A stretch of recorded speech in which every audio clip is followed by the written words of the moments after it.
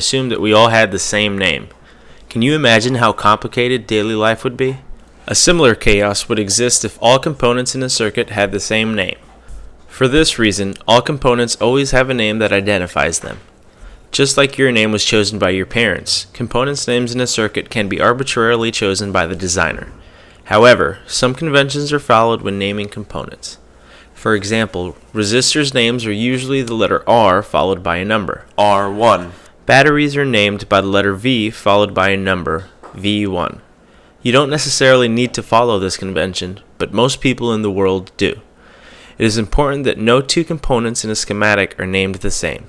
Just like having two Toms in a class may be confusing, having two components named R1 could cause serious problems when working on the circuit. We can now add names to our schematic. When talking about a component within a circuit, we can simply refer to it by its name. For example, battery V2 is next to resistor R1. Components are not the only things in circuits that have names.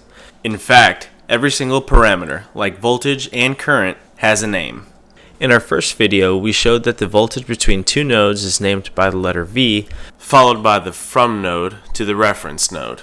If we add node names to our schematic, we can see that the voltage of battery V1 is VAD, and the voltage across R1 is VBC.